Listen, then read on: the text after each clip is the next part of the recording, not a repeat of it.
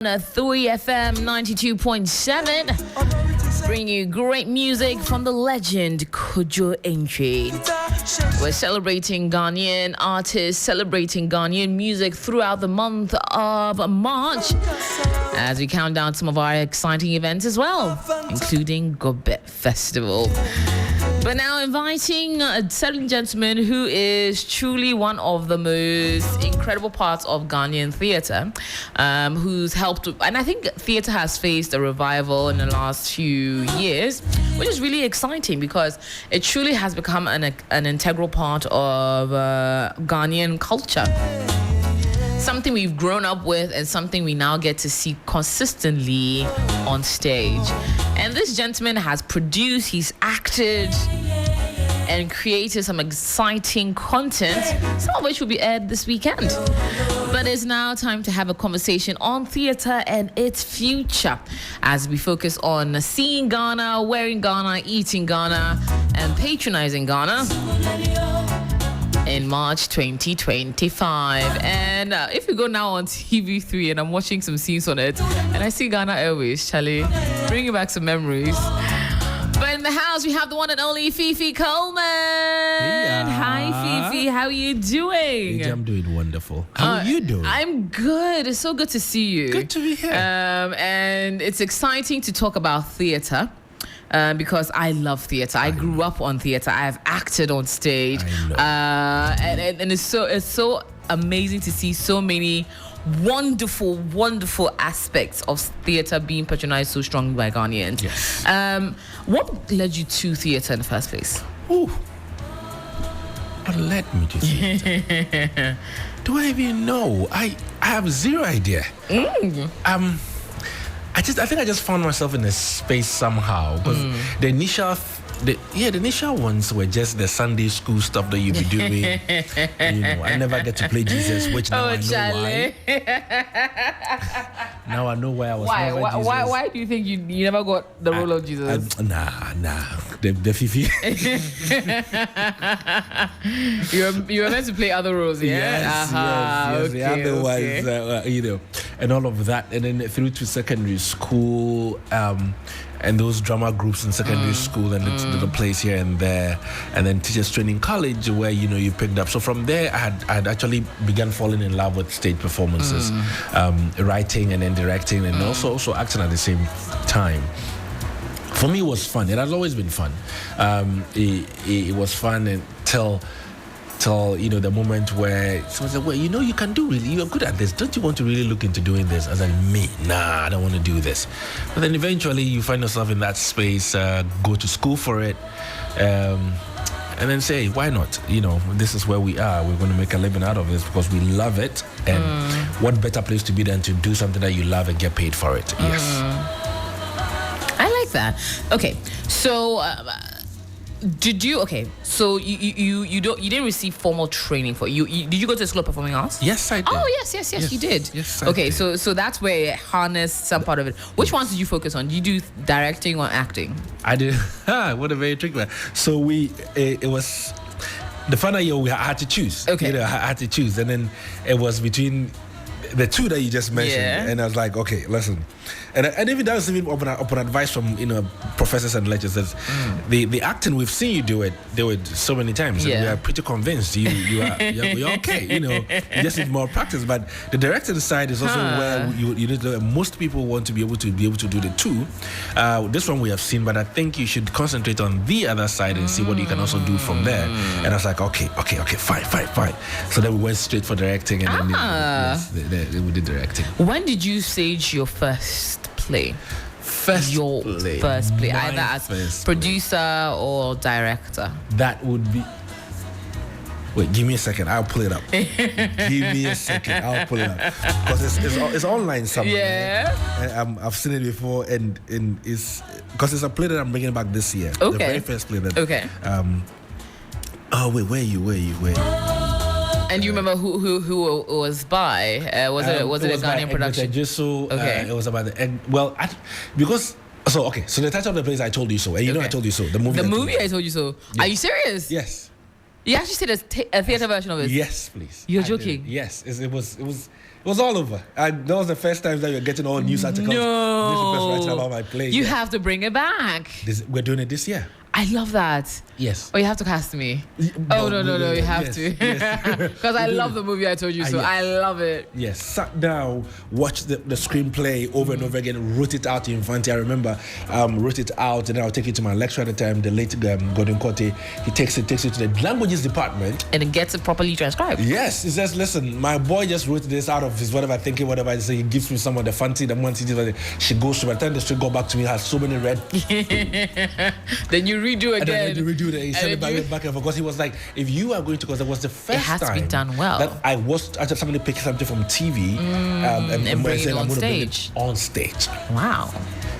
And it was a beautiful thing to do. And I remember the year. I don't know. It's very long time. Very long time ago. Yeah.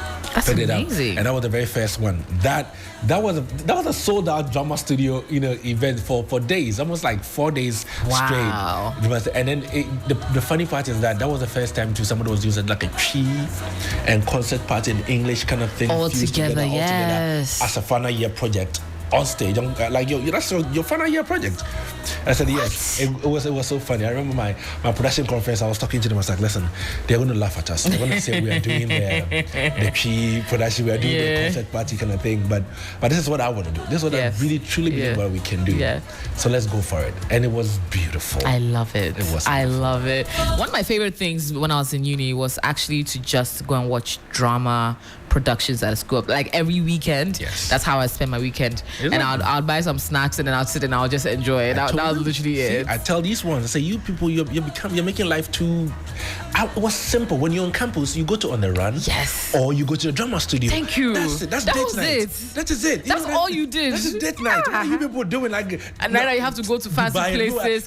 People like campus, like, well, this vacation I'm going to do. I'm going to. It's like, people, relax. We didn't used to do that. The only entertainment to a drama studio. That's why it will be sold. Like literally, some point, if you don't go early to get a ticket, you will not get a ticket. It's like it's a whole day. Like everybody wants to be there for the weekend to take my to go see. Now you. And I used to actually like doing it when I came out of school, but Charlie, these days I don't get time to. And I see some really great productions. I'm like, man, I should make time. Yeah. But before the traffic, I'll go through the traffic and get there, Charlie. But how do you think the theatre has evolved over the last few? Looking at your observations from the inside out, really. I think we have come a long way. I think we have tried and succeeded actually in reviving an art form or a practice that used to be very vibrant. At the time when we were growing up, it was a thing. When you hear Bibi Groma or you hear the national thing, it was like all that you do. It's a crazy party. And then there was this lull period, let me just put it like that, this lull period, which we are very grateful to the pioneer Uncle Ebo White for championing a tradition where he never gave up, no matter the challenges at the time. Because we gave up easily because there was like he consistently produced till where he is right now, making him a very great one in the industry. So for a period of time, he single-handedly held the fort down when he came to. He really did. To theatre. Some of us actually been jacked by then left it. We can't anymore. I know some people who came in did 1, 2, like Charlie, the money no day inside like that. Like people didn't come and then gave up and all of those things. And then came the period where some of us came back into it again and decided that everything takes consistency. Everything takes like over and over again for you to grow a brand, to grow something that people get used to. And then we started producing for the past 5 years. AJ, most of the theatre companies that are surviving right now, the Abubakar Latifs, the Chief Mumin, the April and Image, FC, Support, all of it for the past 5 years have been consistently producing for theatre. And that was what it took producing for theatre to start off with. It took also understanding our audiences, understand what do they want to consume to start off with. And then from there, we started getting writers who were writing to suit what the taste of the people were. And then some of us also stayed in the period, so okay, fine. Not all of us are going to produce something that is for the taste of the people, but something that also talks about the history of the people. Something that's already existing, playwrights that were already there, that we read about, in order to bring them together and also tell them. So not all the products that you are getting are newly written by new writers and all of those things. We have the older, the Amata Edus, the For Sutherland's, and then we have the what do you call them? The Professor Martin Owusu's, his brother.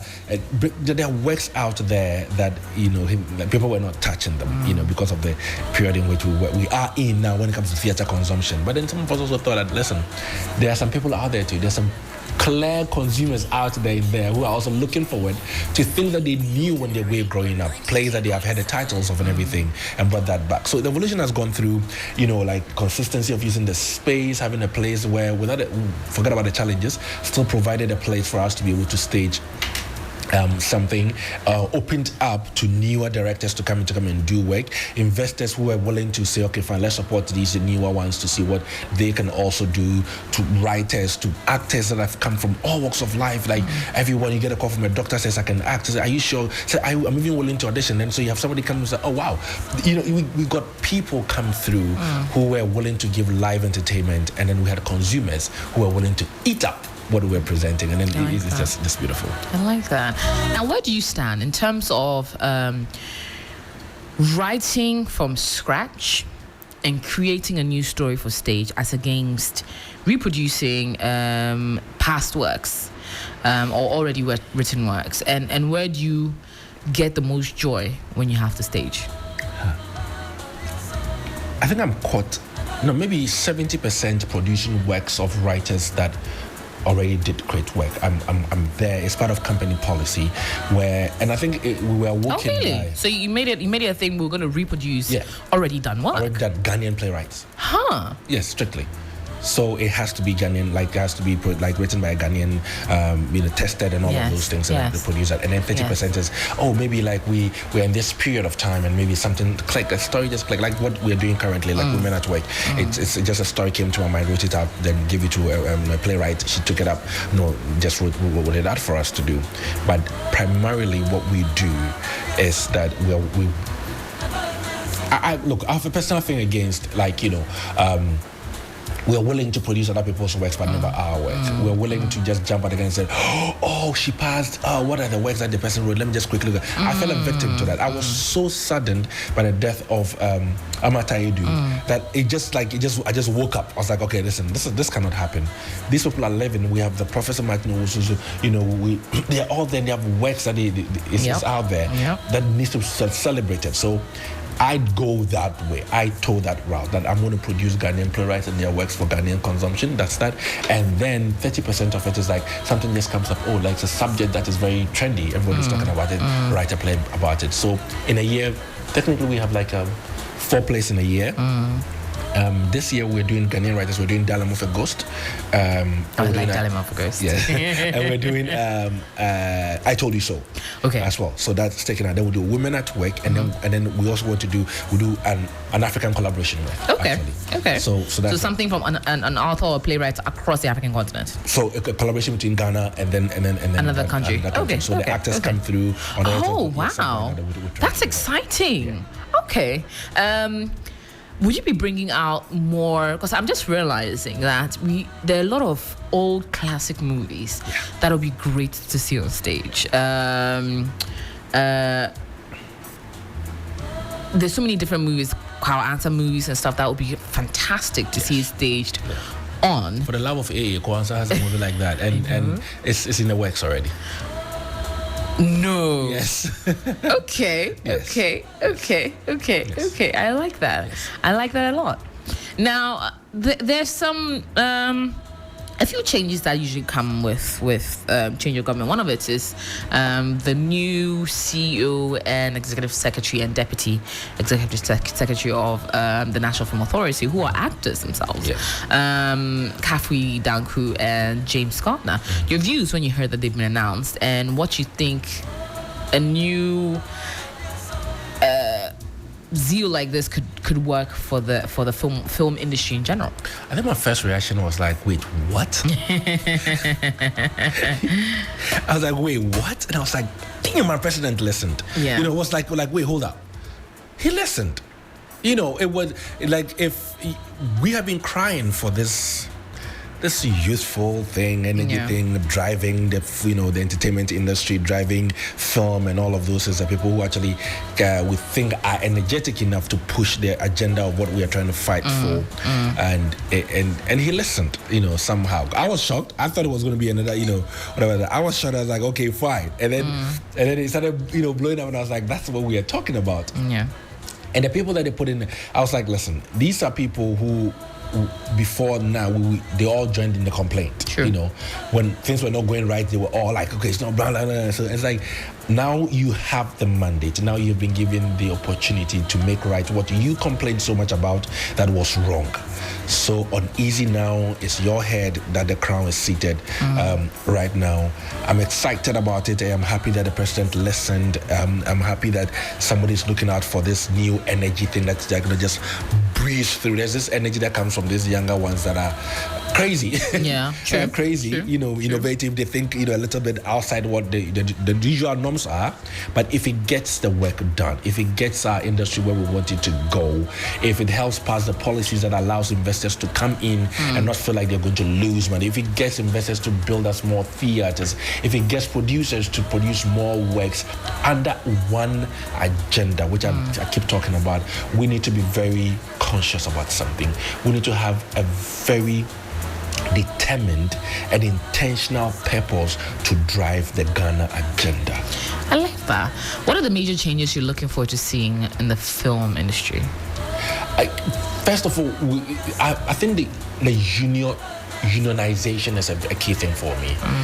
A collective people with one agenda. It's always beautiful to watch how that moves. As against, I am here, I'm for here, I am for there, I am for there, I'm for there. So togetherness in the industry is one of the key things that I am looking out for. I'm looking out for putting the square pegs in the square holes and the round ones in the, so that we do not have people doing stuff that they have no business doing in the first place.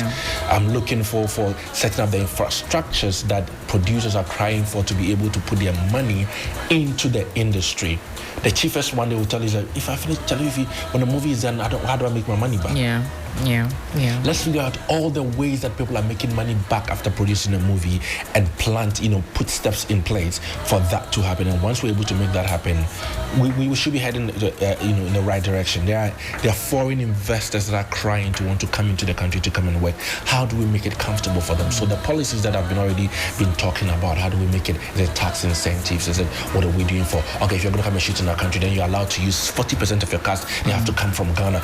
Make all of those things available, and that would draw people into it. Those film festivals are key things. They help. They bring other people to the market as networking opportunities and all of those things. They also help. Workshop for people who are already in the industry. Education.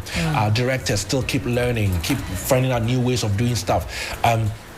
And all of them with the support of government. So that makes it very, like it's ours. I feel like where we have fallen short is not telling our story. It's just, feeding off a little bit of that, feeding a bit of that, and all of those things. And we just need to start from somewhere. If all these structures are put together, we'll be going to the right. I like that.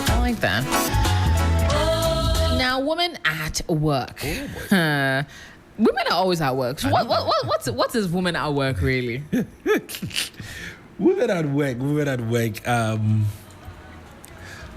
So I don't know. Well, when we were growing up, there used to be this article in the Mirror that I remember way back.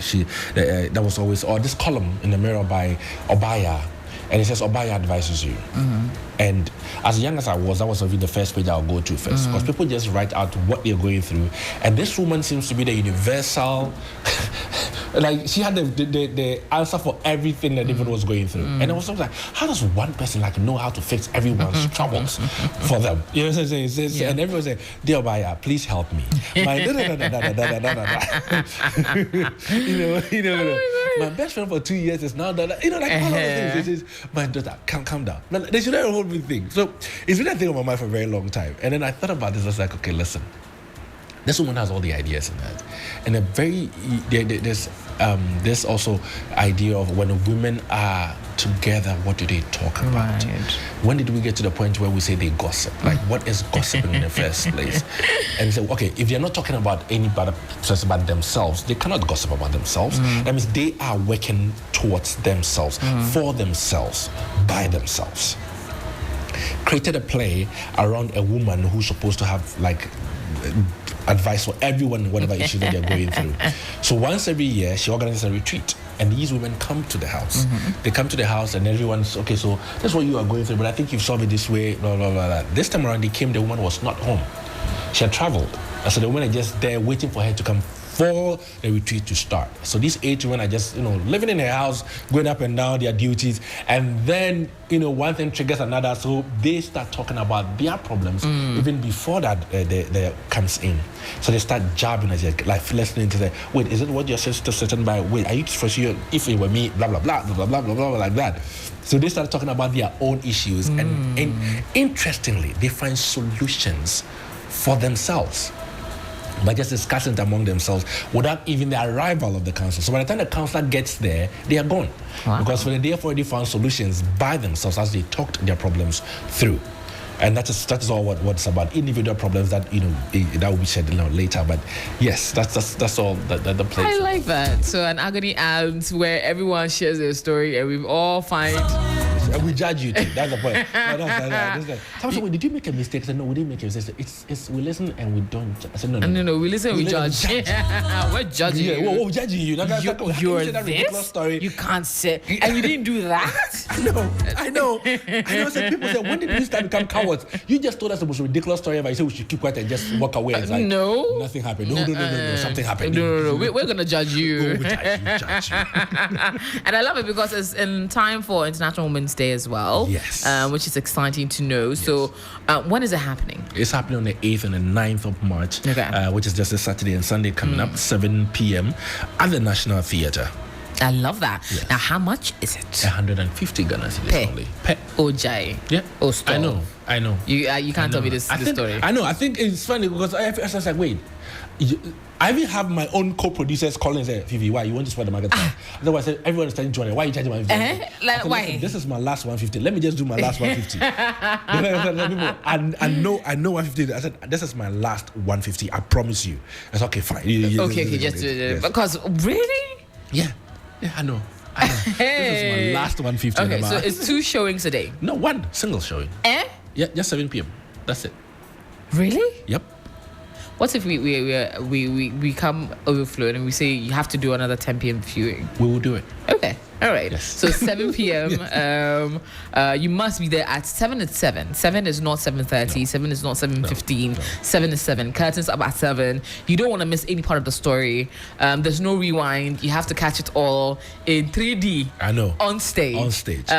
This Saturday and this Sunday. Yes. It falls on International Women's Day. Yep. So you have no reason not to go and see women on stage working. Then all being at the National Theatre. This Saturday and Sunday. Yeah. For those who miss Saturday, come on Sunday. And Sunday is for a those special treat. who enjoy Saturday, come on Sunday. Sunday we have Kobra performing. Yes, he's opening the show. He's serenading the ladies before even the play starts. Stop it! Yes, Kobra is performing. Are you serious? Yep, on the 9th. Okay, then I'll come on Saturday and on Sunday. I'm gonna make it a girls' affair. Yeah. All of us girls are just gonna come out and have a good time. Okay, I'm really excited about that. Yes. So okay, on what made you decide to go with Women at Work? Because of International Women's Day. Oh, really? Yes. So that started off the planning process. Yep. I want to do something to mark this. I'm going to do this. Yep. Let's get on. What goes into your selection of who plays what on stage? Let's see. So we write with people in mind. Really? Yeah, we do. We write with people in mind. Okay. That's and interesting. then by looking at what they have done or what works we've done with them, and you know what their abilities are. Okay. So we do that. That's number one. Okay. And then there's also the open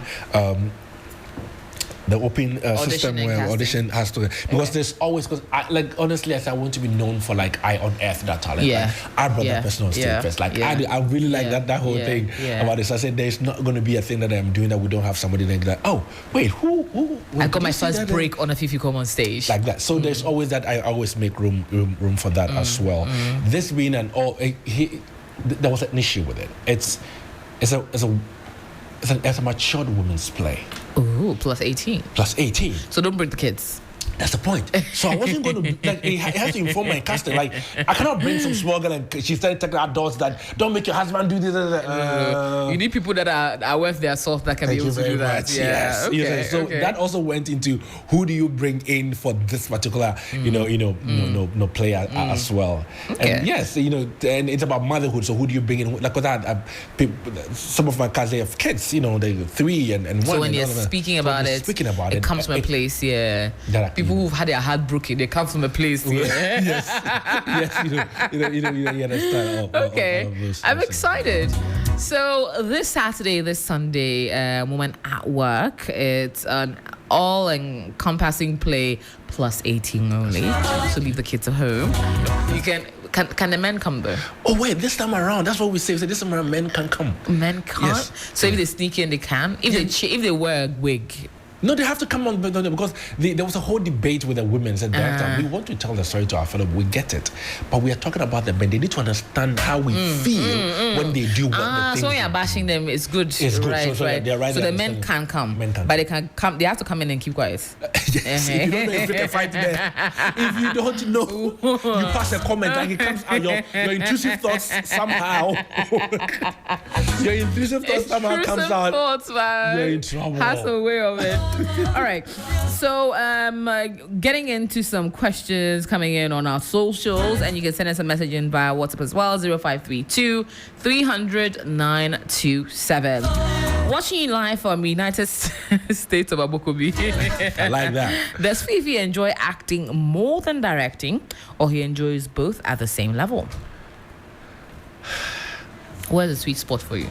Directing. Really? Yes. Okay. Yes. Okay. Why? Creating a work of art. Why? It's just beautiful to just sit back and see what your creativity has brought about, and it's more challenging for me. It's more challenging for me as well. Acting, I love to act, but if I had to choose between the two and what I do, I'll direct any day. I like that. Having to act. Okay. AJ, we need to get Fifi to break this one down for us. I'm here with my friends. Which Ghanaian meal is the greatest of all time? Gobe or banku? He needs to settle it for us. Greatest Ghanaian meal of all time? Banku. Huh? Banku. Huh? For me. Wait, how is banku better than gobe? Because banku can go with a plethora of other stuff. But gobe just goes. That's it. Okay. Gobe goes with plantain. It goes with kinke. It goes with rice. Well, it can't be gobe and kinke. It has to be the beans alone. No, you can do plantain small, kinke small, and then beans. And then Yeah. What sort of mixture is that? No. It's a legit You want to mixture. kill yourself. You can do gobe and pasta. What sort of constipation are you looking for? Gobe and plantain, gobe and fried fish, gobe and pepper. It works. But what can you gobe and can you do gobe and gobe? Gobe and I can eat banku and gobe. Exactly. Okay, good. And now we end there. So that's like 5 combinations. All the other things that you can have from. So banku is banku and pepper, banku and okra stew, banku and that's it. Banku and okra stew. Banku and granite soup. Who eats banku and palm nut soup? Okay, I don't know how you. And banku and granite soup, that's a fufu thing. You're placing banku in fufu territory. How does that work? What are you gonna say? Banku and pepper soup. Yes. Or light soup. You've never. You can't try that. You cannot try that. You can't tell me that banku. It is a delicacy. Banku and light soup. And light soup. No. You haven't. How? Okay, fine. Banku has just 3 You have light combinations. soup when they put that okra into the light soup. That's it. You just like you. That's it. You're gone. No, Janet is saying in my ear that you are fancy, so I should let it go. No. Janet, Yes, we are fancy too. Thank you, Janet. We are fancy too. No. See, But I'm fancy too. I'm part fancy. Yeah. But then, no, I don't believe in that mixture. Really? Banku and okra soup. No, banku and okra soup is the best. Yes. Banku and tilapia is fantastic. Any soup that you can add Banku okra and any to. fresh fish and pepper is fantastic. Yes. But Any you can't soup. add soup with any soup other you soup can with add banku. okra to, you can eat with banku. Any soup you can add okra to. But you can't add okra and granite. I don't know what I should. We should have a food thing. You and I. Oh my god! No, you definitely not. At this point, you can't eat banku and rice. You can't. You can't eat banku and rice. But you can eat gobe and rice. That trumps you any day. You can eat. You can eat banku and beans stew. Yeah, you can. It's weird, but it's not weird. It's not weird at all. It's very weird, but you're like, okay, you couldn't get anything else, but okay, you couldn't get anything else but gobe. Not pepper. I mean, okay, but then banku and any soup. I'll choose banku any day. Nah, I'll do that. Nah, I don't know. I'm suspecting you. Are you sure you're not mixed with some Scandinavian blood or something? Nah. Because how? Like you must be part British, man. At this point, I agree with that. But anyways, we're inviting you to come and eat the best gobe. Okay. Yeah, on the 22nd of